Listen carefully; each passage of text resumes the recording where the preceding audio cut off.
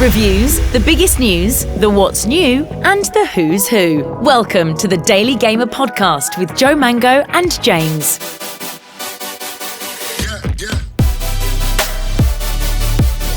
Welcome to the Daily Gamer podcast number 4. If you don't know, me, Joe Mango, and James, we are the, founders of Daily Gamer. Yeah, I planted the seed. Yeah.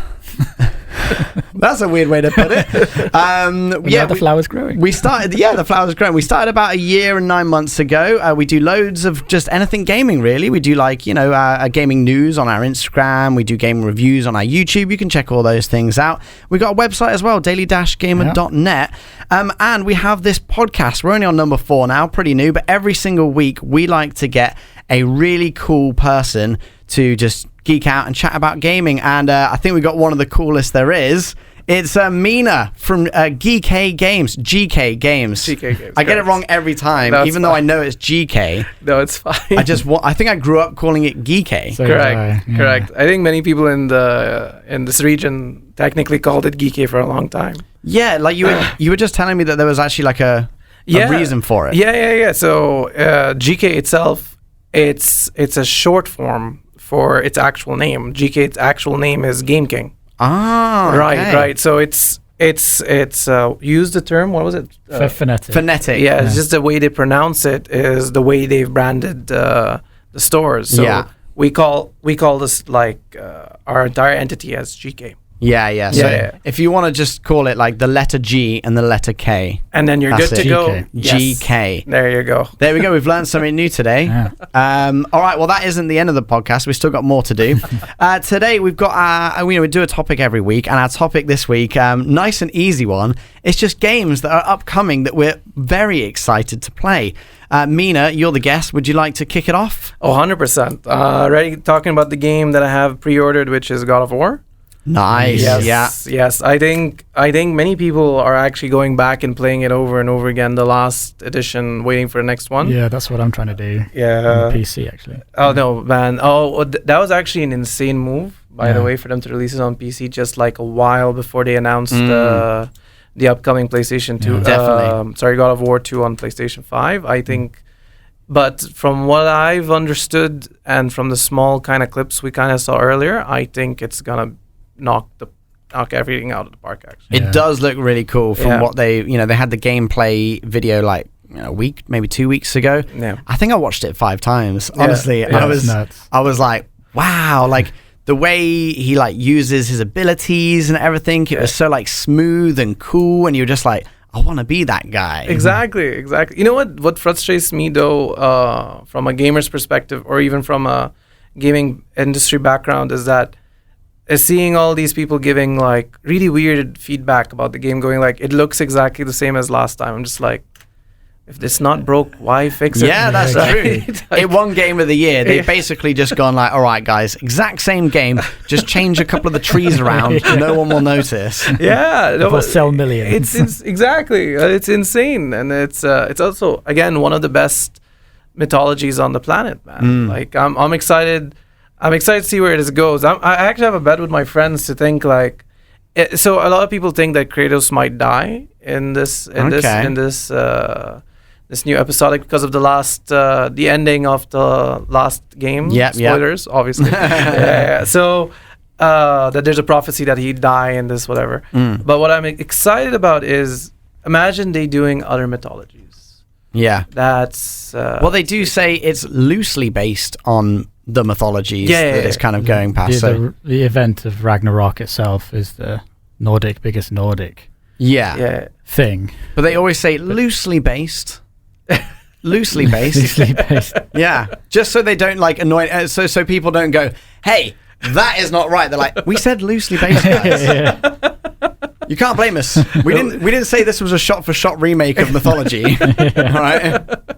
I think for me, one of the biggest shocks ever was not the PlayStation 5 or PS4 God of War, but the earlier God of War when it was the Greek mythology. And the only history I've ever learned about the Greek mythology was Hercules from Disney. And when I saw that all the people that I thought were super cool were just absolute bad people, I was like, nah, man, it's not fair. Oh, man. They're all horrible to each other, aren't they? All the gods. Stories are even worse and worse. Yeah. No, it's going to be a good game, though. I'm sure it's going to be a contender for Game of the Year. I guess it's going to be put in the same category as Elden Ring, though. Oh, definitely. So, definitely, yes. I don't know. That's going to be some good competition. That is some good competition. They'll probably be both nominated for everything, and then one will get one will get the other. But Game of the Year, yeah. Who actually considers? The thing is, do you think they judge it more on the lore, or is it more on the gameplay? This is a big question. I reckon they've got, a couple of different things that they, go through and go, all right, out of 5, what we giving that one? Out of 5, what we giving that one? And then... based on average.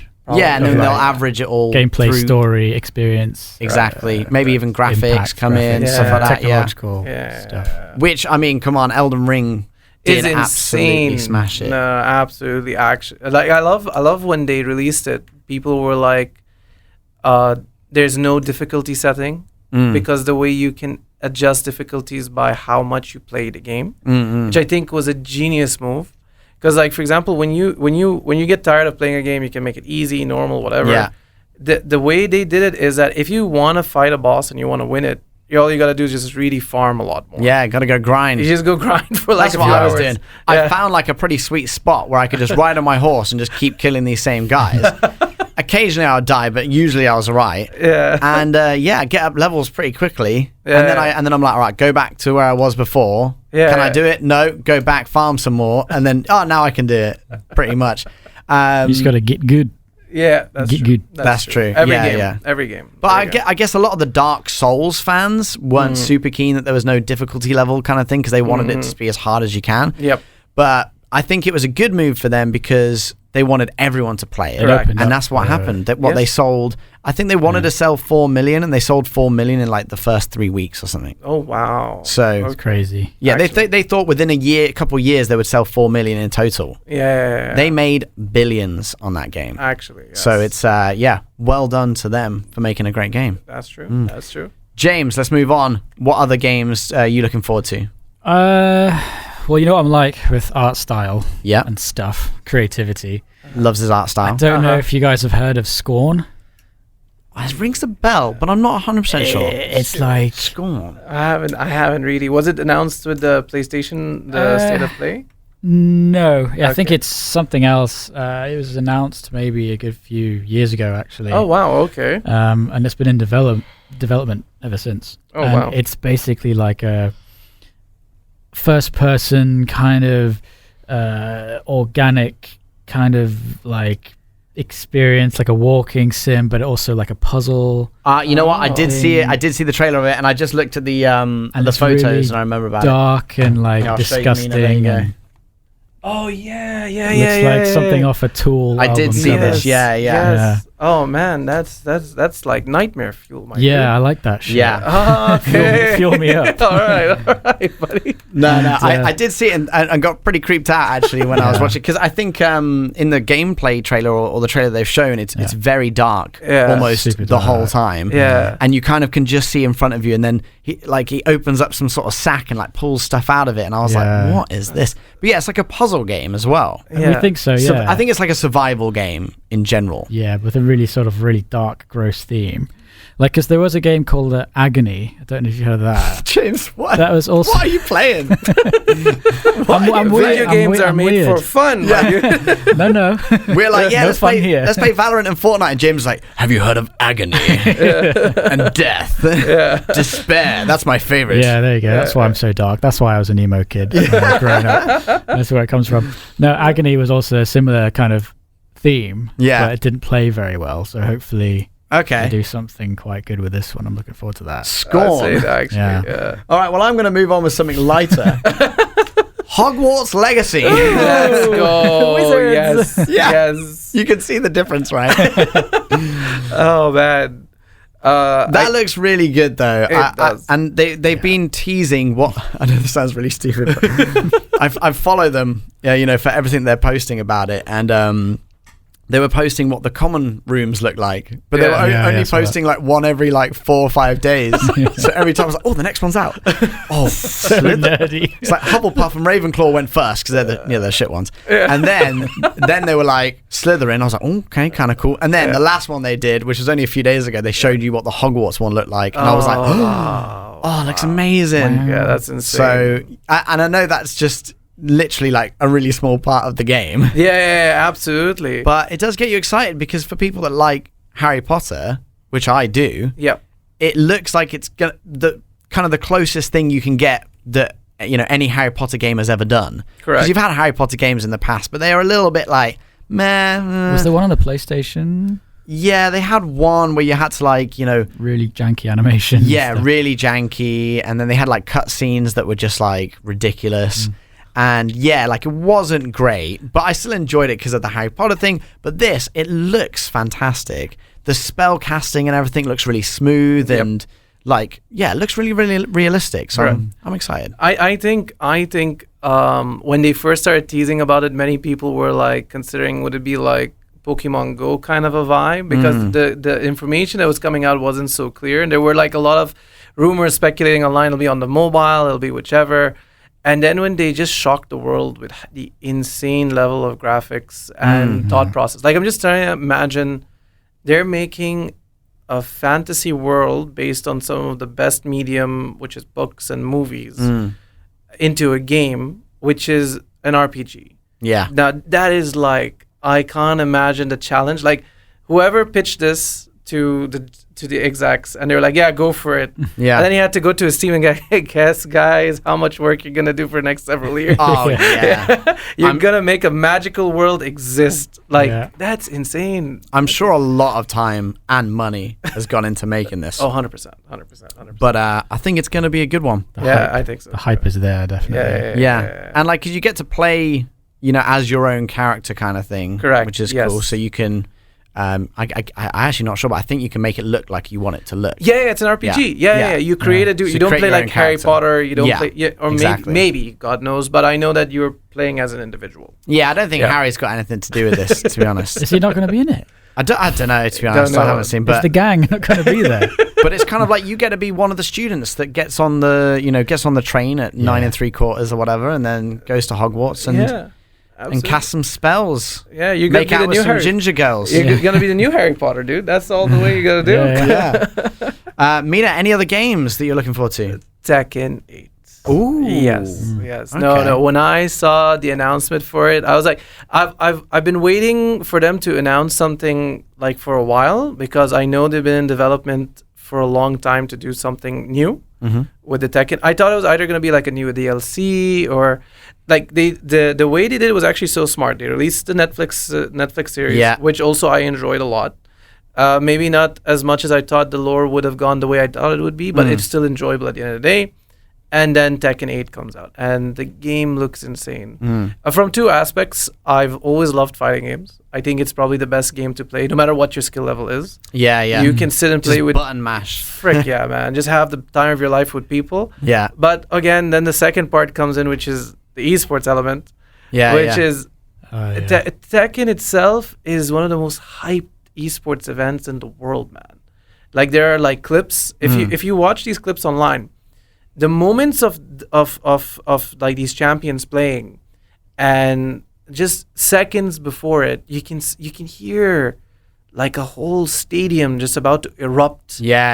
From two people just sitting and mashing buttons, right? Yeah.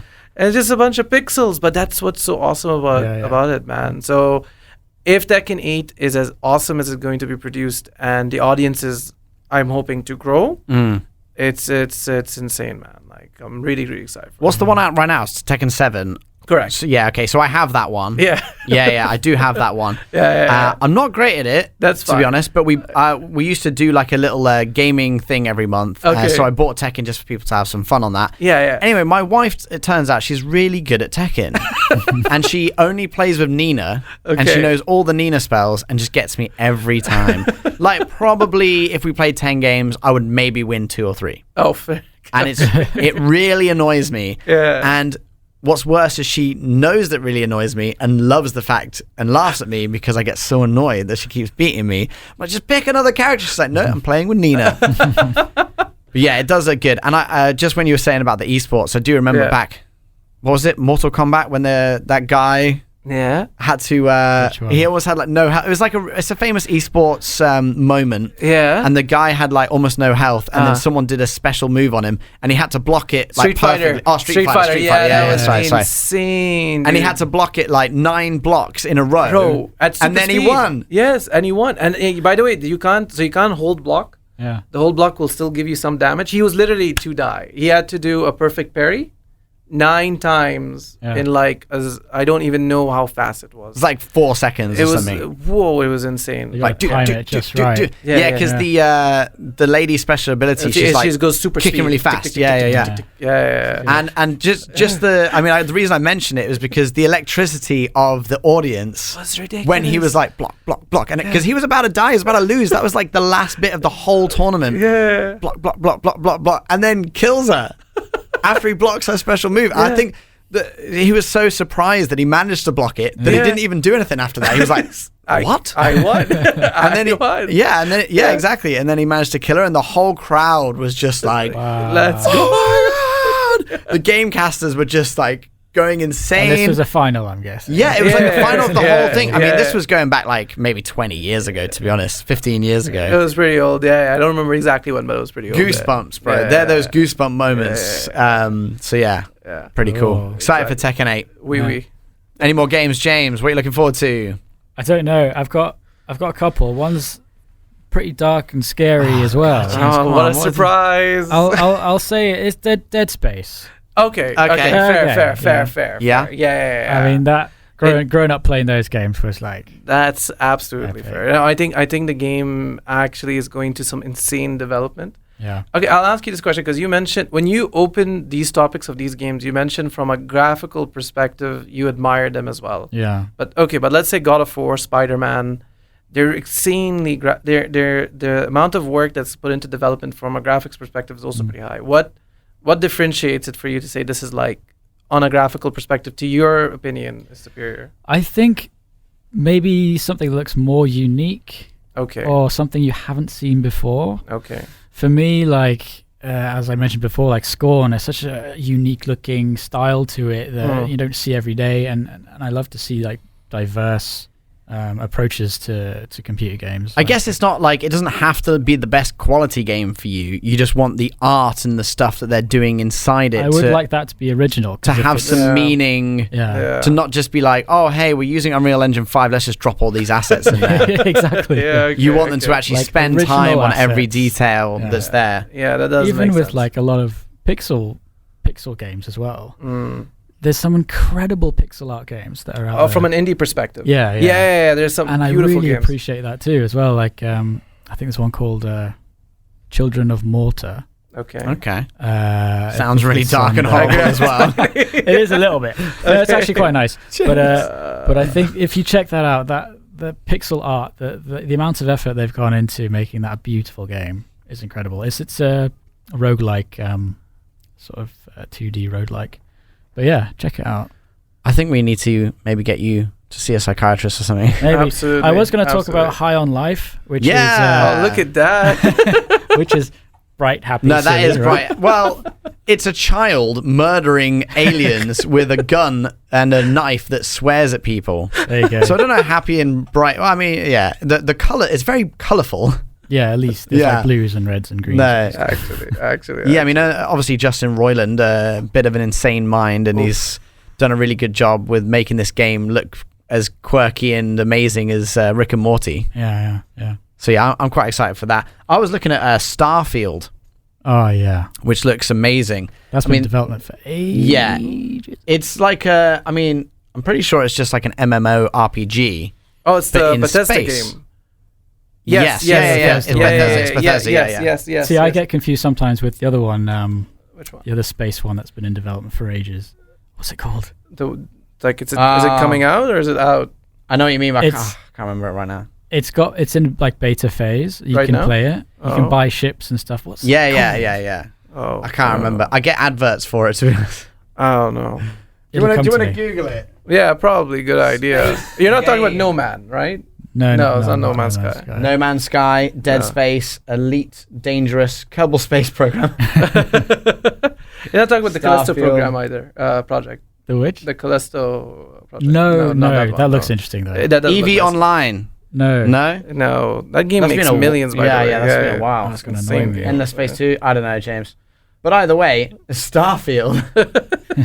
Yeah, obviously it's Bethesda, and I'm a fan of Bethesda. I pretty much have liked everything Bethesda have done. Correct. And it does look pretty cool. I mean, the fact that it's just like a big role-playing game that you can do in space. That's actually insane. I can't remember what the stats were now, but it was something like the amount of planets they had. Star Citizen. Star Citizen. Oh, okay. I knew it because Gillian Anderson's in it. Oh, okay, James. You and your. Understandable. Yes. Yeah. Yes, of course. Yes, a great actress. Yeah, I think they got about 1,000 planets or something like that. 1,000 planets in Starfield. Yeah. that All- right?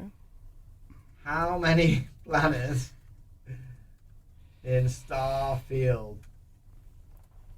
Yeah, over 1,000. Wow. What did I say? I think he said I over said- 1,000. All right, sweet. I was right. Yes. To a certain level. Vindication. Vindication. Yeah, so over 1,000 planets that you can actually go to every single one of those planets, and there's stuff to do. Yeah. So it's going to be a massive monster of a game. I mean, I remember when they said the exact same thing about No Man's Sky. Oh. But No will, Man's- No will Man's Bethesda Sky- lie? I mean, I don't think they lied. To be honest, I really don't think the developers for No Man's Sky meant for the game to be the way they had released. This is a quote from Bethesda. Okay. All right, ready? Holy crap. Over 1,000 planets that players can land on and explore each and every one of them. At like full scale. Yeah. I'm asking you that question. Full scale, yeah.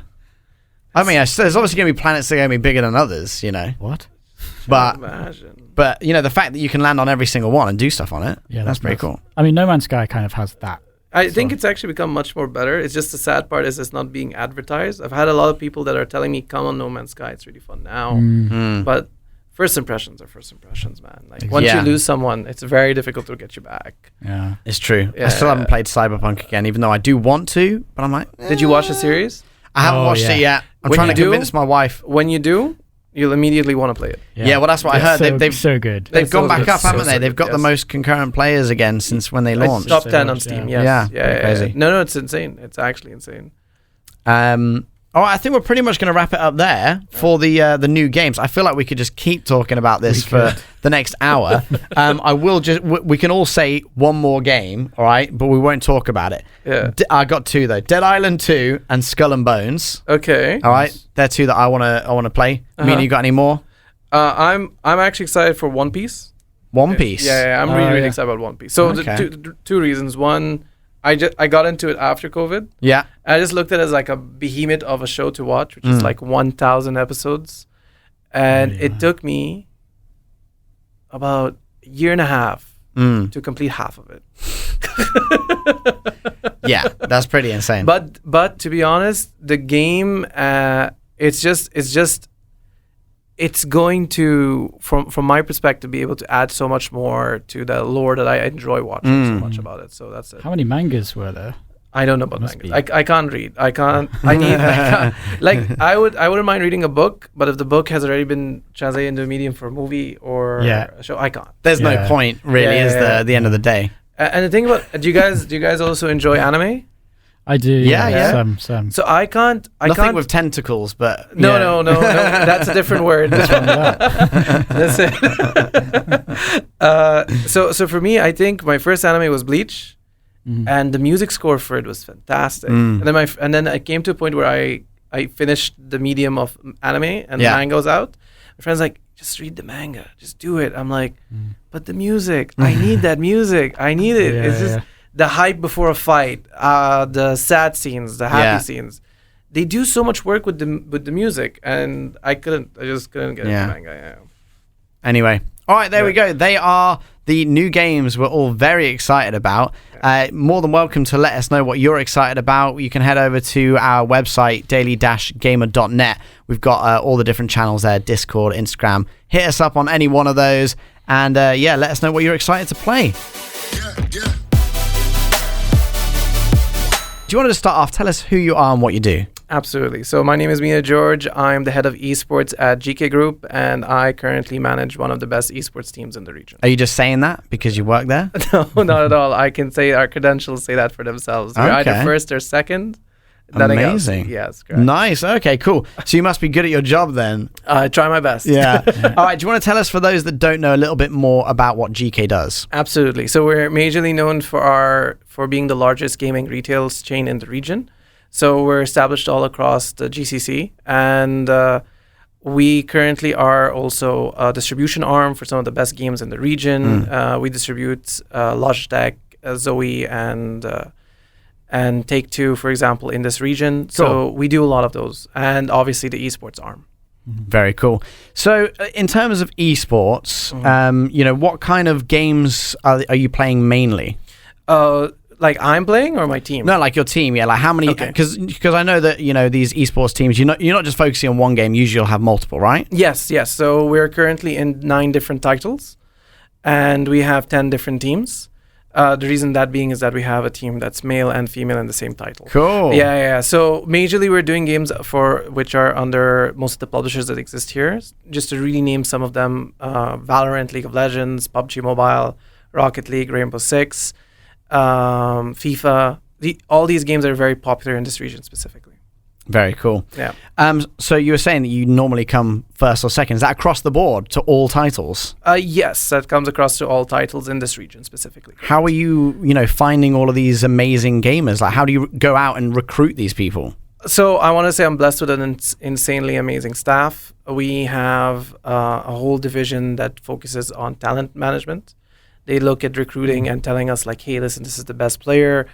This is their stats. This is what they've done in the last season. And I think this is what's missing as an element.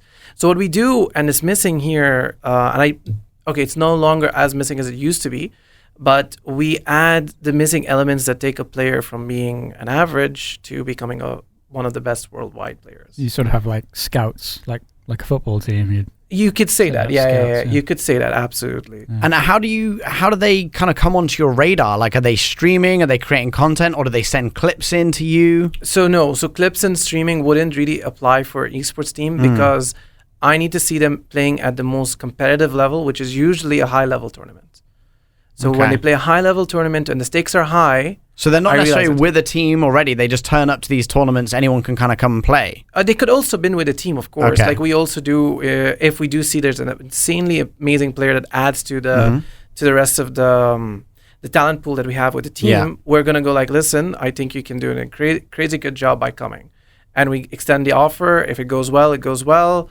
And then we move forward, and then the rest is history. Nice. Yeah. Well, I'm getting better at Valorant, so I'll see you soon. Oh, 100%, definitely. Yes, Meena, I have a question for you. Oh, absolutely. If you were a gamer, how would you get into professional gaming if you weren't already? Okay, cool. All right. So to give you a bit of an idea, when you're getting to a certain level, you'll realize that you already have a talent for gaming. Ah, damn it! You need to have a natural talent. You do. just like any sport. I'm done. I don't think without natural talent you can make it amongst the best. I believe you do above natural talent. You need also a lot of practice. But if you're just going to keep practicing, no matter how much you practice, I really do believe if you don't have a natural talent to be able to make it. First thing, you're going to waste a lot of time being able to sink into it, and it's not going to make you realize your potential unless in the first few months of you really trying into this game will you realize it. Now, how do we realize that? I would always advise for any player that's actually really good, or they're starting to see that they want to actually test it out, there are professional coaches that are online available. You can look online and just ask for a professional coach to come. They'll coach you, they'll judge you, and they'll let you know that I think this is 1, 2, 3. Second thing you do is you pick up a team. You don't necessarily need to make the best team, because if you are talented, you will either shine among the 5, or if they're also talented, then as a team, you will all shine together. Yeah. And this is one of your ways to get picked up by a massive team. It's kind of like, when you're playing games with your friends, if you're just absolutely destroying your friends every time, you're probably like, oh, actually, I'm actually pretty good. Yeah, I'm pretty good at this. Absolutely. Yeah. Unless they've been making you win because you don't want to play. But that's unless their friends are just really bad. Yeah. That's there too. But in that perspective, I think there's a lot of players from this region that have done a very good job with that. There's several players that have went and played internationally from this region and have come back winning first and second place on a worldwide level. Wow. And I'm very glad to see that there's a lot of this coming up from the players in this region. That is really cool. Yeah. So speaking of this region, what's coming up in the world of esports around here? All right. So there's a lot of things that already happened in the past, and I'm very excited to see governments being involved in events and gaming especially. I'm also quite excited because I don't know if you guys saw there was a post that went up on socials about Dubai doing Dubai Esports Festival, which is coming up in Expo City. I did see that, yeah. And I loved the commitment to how much they did to make the video look so pristine. It was very well done. Yes. Yeah, you can clearly see there was a lot of effort and a lot of investment put into it. And this is actually something that I want to see where they're going to go with such an IP. It's just showing that Dubai is here to play, and like where we want to make this the hub of esports. Yeah, very cool. And I think Dubai Esports Festival is on the right path with that. Nice. Yeah. Cool. I'm excited for that. Yeah. It's going to be good. It's in November at some point. Yes, it's in 10th, second week. Yeah, second week of November, somewhat till the. I think it's like 10th till 13th or something like that. Yeah. Okay, cool. So, what kind of stuff are they going to be having down at the Dubai Esports Festival? Do you know? Yeah. So I know that they've gotten one of the biggest PUBG tournaments to ever exist to happen in DEF. So I'm not sure if I'm allowed to say exactly who is owning the IP, but it's going to be massive. It's international. Okay. They're getting teams from all over the world there. Wow. And what I love about it is it is an esports event, but they're also opening up so much more than just esports. They're opening up more into gaming and more into anime.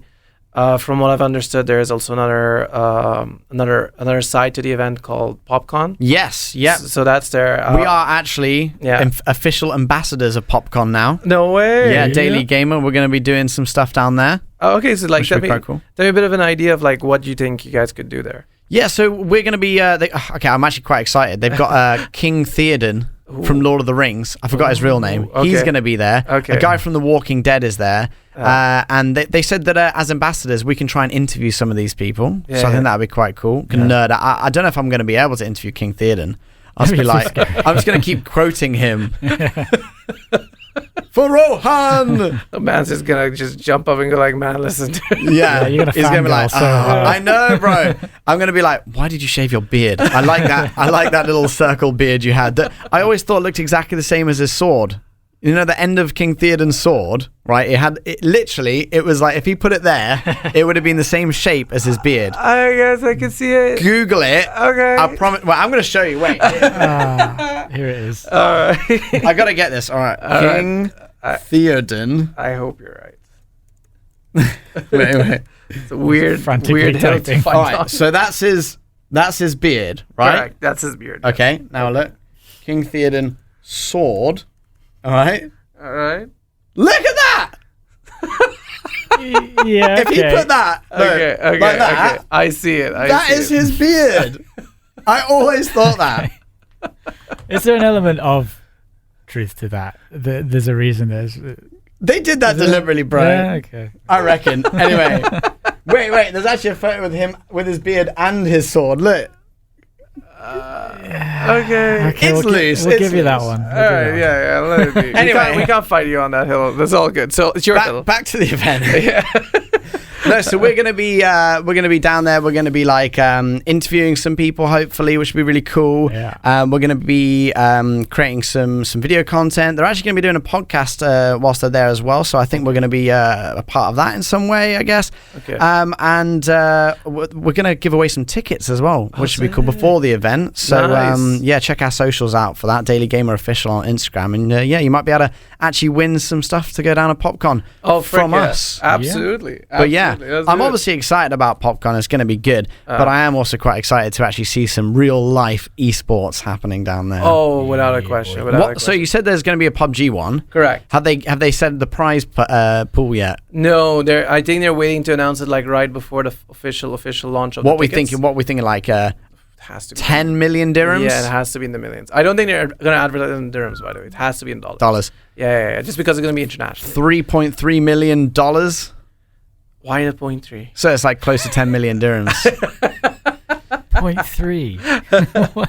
You know what? Let's all make like a 3.3. Okay, so we have like this thing in our office, which is really fun. So we all wager something on shawarma, and whoever wins, the rest of them have to buy him shawarma. Okay, I like that. All right, so let's do that. Whoever gets to the closest number gets shawarma. $3.3 million. All right, cool. I'm gonna go on 10 because there's been like this average thing of everyone doing 10. Recently. $10 million? Yeah. Wow. Well, I'll go 9.3. Oh, he's playing a good game. He's playing a good game. He knows how to gamble. He loves them shawarmas. Okay, cool. So apart from PUBG, what else are they going to be having that down there? Do you know? So they haven't confirmed exactly all the games that they're going to be doing, but I know they're opening it up to as many games as possible. I know that they want to obviously do the most popular ones like Valorant and League of Legends, Fortnite. I know for a fact that it's very important to their impact. I don't know if it's confirmed, but what I'm excited about is they're going to probably be doing it like an announcement all over across, kind of like how you mentioned, like how you're like glued to Hogwarts all the time. Like, I'm pretty sure they're gonna do the same thing where they're gonna like, oh, so this is the game, and then all the people around that game is gonna be super excited, and so on and so forth. What I am excited about isn't actually just the esports, but I know that they're gonna get like relatively exclusive content to the region to demo, which again I don't know what it is, but they're talking to publishers about bringing in games. So like I'm imagining like Hogwarts, for example, they can get a demo there. Yeah, that'd be in cool. Feb and the events in November. So I'm hoping for that as well. That'd be cool. We'll have like our own little E3 or Gamescom exactly. right here. Yeah, absolutely, man. Nah. So that's there. It's going to be good. So you're going to be down there competing. Well, you're not competing. You're going to be managing the... Yeah. I only take the money. Do they have team leaders for each one, or are you like the team leader of all of them? No, so that wouldn't work. Like a captain or something. Yeah. So we have like a team So we have a team captain in the team, and then we have a team manager, and then we have a head coach, and sometimes. And you're in charge of all of that. We have all of that across several different teams. Yeah. And we have a mental coach for some of the teams. Oh, cool. Wow. Just to consider, like at the end of the day, the brain is still a muscle. Oh yeah. Still an organ. Sorry. Yeah. And it does get exerted, and the most important part of esports is your mind. So when you play Valorant, for example. Yeah. Okay. Do you play Valorant? I have dabbled. Okay, fair enough. So you're losing several rounds in a row. Yeah. It really does affect your mental. It really does. But the thing what's interesting about Valorant is if you're mentally stable at all times, you'll realize every round is a chance to win. Yeah. Every round is a chance to win. That's it doesn't matter if it's 11-0, you can win that round and you can win the game. And I guess because obviously for half the game you're attacking, half the game you're defending either way. Yeah. So I guess even if you are down at the half, you're now going to be attacking, which you're like, all right, new mentality now, because we were defending, we weren't doing great at that, but now we can come into it and now we're going to attack really well. Oh, 100%. 100%. Absolutely. I have seen some ones that have gone completely the other way because it is a thing where some teams are better at defending on certain maps and some teams are better attacking at certain maps. Correct. So at the half, they might be down, but they actually might be like, all right, guys, we're only down by 2 points. We know we can win this because we're better at attacking than they are at defending this one. Correct. So yeah, it is good, but yeah, I can definitely see that, trying to keep your mentality throughout the whole game just like solid. Correct. And one more thing as well. So what's interesting is that our players don't necessarily practice all day. They are trained to have discipline in their day. So there was this kind of a trial where you wanted to see if a player if he was playing 24/7, like unhealthily, just sitting and playing and spamming all day, gaming, compared to a person that had a much healthier regimen. Yeah. So went to the gym, ate healthily, took care of himself, and still practiced a healthy amount. This individual, 9 times out of 10, was always capable of outcoming the other player as long as their skill level was at the same level. Your mental and your physical has a huge impact on how you game. And it's just the case. It's just how it is in the professional level. That's why even now technology is becoming more and more sensitive all the time. Like you're hearing computers going from 144 hertz to 240 to 360 now. Like for us casual gamers, for example, we won't really understand. Right, we won't understand the difference. But these gamers that are like literally looking at every single millisecond, their reaction speeds are just in the next way level. better. So to be able to react that fast, you need to be a tip-top physical condition and mental condition. Do your guys use AimLab? Yes, 100%. Yes. You know what? It's like religious for them. I really want to do a little AimLab kind of like competition, just between like, you know, casual guys. Some of the exactly. Because and then maybe we'll throw in a pro just to see the difference. But I love watching those AimLab videos of these people that get like, I mean, even on the hardest settings and the fastest thing, they'll still get 95%. And you're like, what? So what's interesting about that? It's purely practice. It's purely practice. It's like I don't remember what parts of your brain exactly that it functions, but it's the same parts of your brain that you use when you're playing a game like Mario, right? Like how many times have you played and you got frustrated and then you lose? But your brain is so insane, like without you knowing, it's learning as you're playing. You will be able to like do an like you just got like completely rammed through an obstacle and you're like, frick, this doesn't make sense, I can't do it. Your brain will automatically find a way to work around it. And it's similar to the AimLabs concept.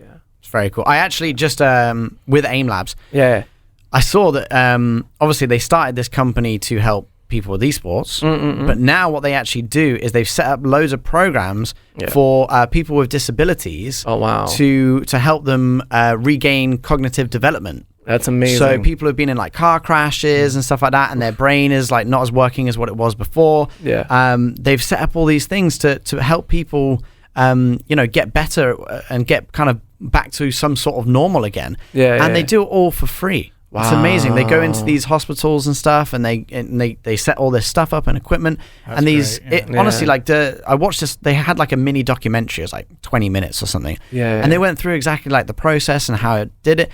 And these I think they were all like young adults, you know, teenagers mainly, that they were doing it with. But they were like getting better so much faster than they had ever seen before. Doing like the stuff the hospital were doing with them. You know what I mean? You know, it's great. Gaming, it's amazing. Gaming saves lives. I love when that's the case. I love when you see gaming corporations or even gamers in general participating in events that are purely for charity. I love that Microsoft is so inclusive with handicap right now, with the Xbox handicap controller and the way that they've adapted it for people that have specific disabilities to be able to play. I love when I hear things like this.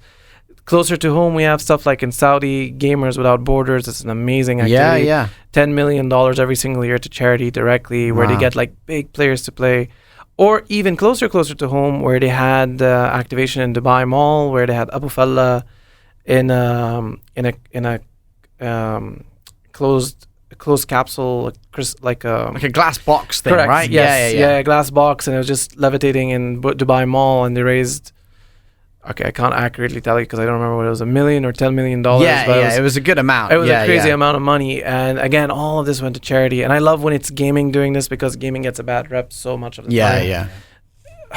Great. But man, like I think this region has so much to go forward with, especially when it comes to trying to change the history of gaming, like the perception of what people have. I've got a big question for you now. This might be a hard one. Oh, let's go. All right. I don't know if you're allowed to say this, but so how much money does your team make? Or do these teams, like, how much money can they make? Have they? Because obviously this is it's kind of public news, right? When they win these tournaments, you know who's won and how much they've won. Like, what's a big amount of money that they've won? When they were with me, or when they were before they joined my team? Like individual players, like if I were to say, hey, one of my players, this is their net worth in prize pools, or should I say when they were with me? Go with both. Okay, let's go with I'm both. interested. You've hooked me now. So a few years ago, there was this insane event in Saudi called Nexus. Yeah. Which was for League of Legends. and the prize pool was quite massive. If I'm not mistaken, it was somewhere about 3 to 4 million reals. Wow. What was interesting about this is they didn't put any international players. It was all local players. Wow. So it was by far the largest prize pool for only regionals. Usually when a large prize pool like this happens, teams themselves from international will fly themselves in to play. But they were like, no, this is just for here. And one of our players that we have right now, 2 actually of them, won the prize plot. And Wow. actually incredible. Yeah, I believe if my memory is not wrong, on Wikipedia, Wikipedia is where you check all of these players' net worth from the prize pool. Cool. They calculate it for you. Somewhere between $400,000 to $500,000 is their current prize pool. Wow. Yeah. It's amazing. I love what one of the players said. I really like it. I'm not saying their names because I didn't, out of privacy, obviously. Yeah. But I love what one of them said. They went like, as soon as I won, the first thing I did is I've always wanted a Rolex watch. Wow. And I couldn't ask my dad to get it. So I went and got it for myself. I was like, Oh, bro, you know wow. what? It's fine. And he still wears it till today. Everywhere he walks, he wears it. I don't think it's much about the Rolex. Yeah. It's about that this is his hard work. Yeah, And no. sentiment. Yeah, exactly. I get that. So that's there. So this is separate. Like they weren't in my team. They played separately and they won that. For us, there hasn't been a tournament which is so massive in size and we've won it. What I like now is that a lot of companies have learned their mistakes in the past, which is instead of do one big hoopla and make one big prize pool, they've spread across the year. It doesn't sound as exciting anymore because it's no longer like $1 million, but it's like They get to play more. but it's 100,000 every other month, right? Yeah. So it's still good money, but it's just you're not going to see it on the news $1 million one by a time. Yeah. So right now we're playing for a Saudi E-League and for PUBG Mobile PMPL, which by far, by the way, Tencent really does an insane job with how well their games are organized and their tournaments are organized. And PUBG Mobile for sure is probably the most lucrative for us. Yeah. From a money perspective. Cool. If I were to calculate for you, we've probably in the matter of 8 to 9 months been able to achieve tournaments of a total of around 8 to 900,000 reals. Wow. Somewhere around that, yeah. What's the reals to dirhams? Same, about the same. Oh, it's about the same. Like maybe like a small point difference. That's about pretty it. good. And that's just for PUBG Mobile? That's just for PUBG Mobile. Wow. Yeah. But then again, that doesn't mean like all the other games are on the same level. Yeah. They are lucrative as well, but not like PUBG Mobile. So how does it, just really briefly, again, you don't have to go into specifics. Of course. But is it like the team are on like a salary, or do they get like a percentage of winnings and then the rest of it goes back to, the esports team? Okay. So to give you an idea, it's just like we can reflect what a content agency looks like, where you get a content creator based on how high the content creator is. They'll get a salary, they'll get a percentage, and from all the deals you make. We have a similar concept with our players, but other than just the percentage they get from sponsorships, they also get a percentage from the prize pools. They always are the majority, fairly. Sometimes it ranges between 70-75%. Wow, okay. And so we move on that kind of perspective, and we give them a salary. The salary is judged based on how lucrative the game is. Yeah. So that means how much they can bring in. Correct. And the second part, obviously, is how much the game is influencing us. Yeah. So, for example, if the game, there's actually because we're a retailer, it's also a bit different, right? So, for example, FIFA isn't the best esports in the world. It is probably one of the most amazing casual games. Yeah. I think everyone loves playing FIFA. Yeah. But esports specifically, I wouldn't say it's on the top tier. It does do a good job, but it won't compete with, like, for example, productions like the VCT that happened in Turkey, which is ridiculous. Very cool. Oh, yeah, exactly. But because we're a retailer, obviously, and we do obviously care about our FIFA audience, it is a priority for us. Yeah. Right? I think FIFA, if I'm not mistaken, I might be wrong here, but FIFA is good for sponsors, though. Sponsors, like say the World Cup's coming up. Yep. People are going to be like, all right, let's spend money with FIFA right now, FIFA creators and FIFA stuff, because the World Cup's coming up. People are going to be all hyped around the World Cup. Correct. FIFA, boom, you link together. Correct. So I think like from a sponsor's point of view, not necessarily for the esports side of things, but for content creators, streamers and stuff like that, I feel like FIFA would be quite a big one. Obviously, because if you think about it, FIFA isn't a football game. No, you have the best players in the world in it. Yeah. Like you have Cristiano Ronaldo, Messi inside. That's true. If given enough liberty, I can make him wear a GK Esports jersey in the game. Yeah. Right? Like that's insane. I can't do that in real life. I can't go to Cristiano and go like, hey, you're sponsored by GK now. Yeah. Actually, you'll have to give him another Bugatti or something. Right. I don't know if you saw this story. It was actually really funny. It came out, I think, like a few years ago for another FIFA. One of the football teams in UK got sponsored by Burger King. Yeah. But it was like a no-name team. No one ever heard of them before. The reason Burger King did that is they knew this team in specific will enter into FIFA. Yeah. But it'll be like the worst team there, but it didn't matter because that jersey was inside. Wow. What Burger King did, and it was so smart, is they told all of the people, they made like a social media challenge, show us your best player wearing our jersey. Yeah, nice. So for virtually almost no money, and I think they even mentioned it. It's a whole YouTube video. Yeah, and it's a great YouTube video, and it just showed like from a marketing perspective, genius because they abused it. They showed like Cristiano Ronaldo wearing their jersey, so Messi wearing their jersey, and I was like, man, this is next level for FIFA. That is cool. Yeah. Nice. Yeah. Cool. Awesome. Well, Meena, that's all we got time for, but thank you so much for hanging out with us today. Oh, it was my pleasure. Thank you, guys. I'm going to go over some interesting new gaming releases. I got a good few here today. First one is Grounded. It is a multiplayer survival game. Okay. You love your survival games. Yeah, I mean this one kind of stood out because it's based on you're really tiny people and you live at a sort of microscopic level. Sort of like Honey, I Shrunk the Kids, and you're surviving in someone's garden. I was thinking of that Matt Damon movie that did really badly, where he like went really small. Oh yeah, I can't remember that. Yeah, that's terrible. Okay, that's cool though. Yeah. Another one is not necessarily a new release, but it's called Deathloop. Oh yes, Deathloop. Yeah, but it's now available to play on Game Pass. Oh, like on Xbox Game Pass. Xbox Game Pass. And with Xbox Game Pass, you can also play on PC. Yeah. With the Xbox Game Pass. If you get the PC Ultimate one, yeah. Okay, cool. Deathloop is a really cool game though. Essentially, right, you kind of every time you die, it loops or something. Yeah, you replay the same sort of time. Yeah. I haven't played it myself, but I will get into it. Yeah, I do want to play it. Really unique premise there. Another one is Session. If you like skateboarding. Oh, it's from Skate, isn't it? No, it's a different set of developers. Okay. It's sort of like they've been in development for a good few years now, but they've released their 1.0 version. Okay. And it's it's a simulation. If you like skateboarding, you'll really appreciate it.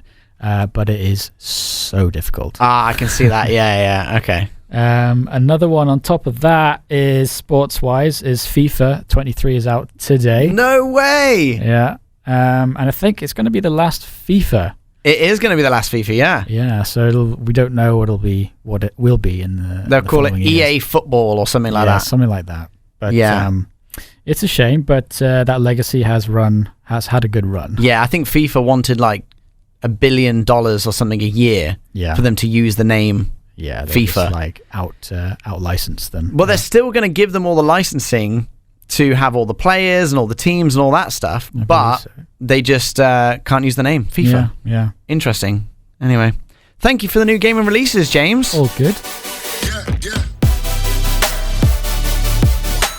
I have got your gaming news of the week for you, James. Tell me. Starting with, this one actually came out like last weekend, but I think it's pretty cool, so I'm going to talk about it anyway. Ted Lasso and AFC Richmond from the TV show Ted Lasso. Oh, that's so cool. They're going to be in FIFA 23. Yeah. It's pretty cool. A little cameo in the game. Yeah. No, but they're actually going to be like fully teams and managers in the game. Yeah. So it is pretty cool. And Danny Rojas. Yeah, he's in the game as well. It's pretty cool. So yeah, I'm pretty excited for that. That might actually make me want to play FIFA again. Yeah. We've also got Netflix. They're starting their own internal gaming studio. They have been buying up gaming studios here and there over the last couple of years because they are trying to increase the amount of games on their platform. I don't know if you know this already, but you can go on Netflix on your mobile and play games. Yeah, and you can set up your own gamer tag as well. Yeah, so it's pretty cool. You can actually do that, but they're now trying to kind of create custom games for their, for their viewers. They've started putting out a lot of TV shows recently, like League of Legends one. They had the Cyberpunk. the Cyberpunk one as well. well. And that's increased like the amount of people playing those games. So I think they're probably going to do it with that, right? Probably make a TV show that's linked with the games, maybe. Yeah. I don't know. Pretty good move from them, though. Okay, into events now. So E3, unfortunately, has been, it was cancelled the first year. Then the next year, they did it as virtual. Then the year after that was this year, 2022, virtual again. But it's finally coming back. 2023, they're going to be having an actual in-person E3. Now, E3 is like a massive gaming expo. It's like a whole week long, and every gaming company from around the world will be showcasing all their games they've got coming out over the year. So pretty exciting. Do you know what it stands for? Can you E3? Expo 3? I don't know. Electronic Entertainment Expo. Oh, okay. Oh, okay. Three E's. Oh, yeah. E's. I didn't know that. Thank you, James. I appreciate that. Well, it's going to be happening around June, so a bit of time to wait. Something that's coming a little bit sooner, though, here in Dubai, we've got the Dubai Esports Festival. So that's going to be really cool. They've actually posted a video about 4 or 5 days ago now, and it looks fantastic. Really, really well done. It's going to be happening down in November, and it's linked with the other event called PopCon. Yeah. They're going to be simultaneously doing it. It's down at Dubai Expo City, so that's going to be really cool. And yeah, loads of esports, loads of nerding out, cosplay, all that stuff. So fantastic. Can't wait for that. We'll definitely be talking more about that as it gets closer and closer. But yeah, that is your gaming news. I've got your top 5. All right, so this is today top 5 MMORPGs. If you don't know what MMORPGs are, they are massive multiplayer online role-playing games. All right? You'll probably know a few of these as I go through them. In at number 5, we've got New World, which is the Amazon game that came out in 2021. We actually did a gaming review. Good go at that, yeah. Yeah, you can check it out on our YouTube if you're thinking about playing it. Daily Gamer Official on our YouTube. We did a New World First Impressions. Yeah, that was fun. But yeah, pretty cool game. A lot of, spells and fighting and foraging and chopping down trees, and you have a lot of different skills you can try and level up and stuff like that. But yeah, I quite like that one. In at number 4, we've got Elder Scrolls Online. Now, Elder Scrolls obviously had like Oblivion and Skyrim. They're probably the two main ones that you might have heard of. But they also have an online RPG as well, and it is pretty cool. They've got all the 10 different races, like the cat one. Do you remember the cat one? Khajiit. Yeah, that's it. And then you got different classes. You got Fire-breathing Dragon Knight. That one looks pretty cool. Yeah. That one's pretty good. In at number 3, the classic, it is RuneScape. You can't knock RuneScape. It kind of took the gaming world by storm, and a lot of the games that we play now, I feel like, have been inspired in some way from. When did it first come out? From RuneScape. First came out in 2001. Yeah. Wow, 2001. Okay. They've obviously got a RuneScape 3 now. It's kind of just better graphics, but they've also got original RuneScape as well. In at number 2, World of Warcraft. I sunk a lot of hours into this game. Yes, you did. Pretty cool. Released back in 2004 as well. Yeah. An absolutely amazing game. Still going strong, and they've got a new expansion coming out this year in December, I think. Yeah. And they've also just released their new classic WoW, the Wrath of the Lich King expansion. So basically, people that wanted to play the old World of Warcraft, they did a whole classic World of Warcraft now as well. Yeah, so essentially, the new game and the old game. But I don't know. Cool. It's pretty good, though. I really enjoyed playing a lot of World of Warcraft. In at number 1, though, Final Fantasy 14. Came out in 2010. Obviously, you probably know Final Fantasy in some way. You play a lot of Final Fantasy, James? I played, yes. I just like all the weapons. They're just like overly large. They're ridiculous, aren't they? And I just love them. Yeah. I just love how big their swords are, like 3 times the sizes of a human. And the hair. Don't forget the hair. Oh, the hair is pretty awesome as well. But anyway, there is your top 5 MMORPGs. You can find our full list and all the details on our website, daily-gamer.net. We put a little news article up there for you for the top 5. Yeah.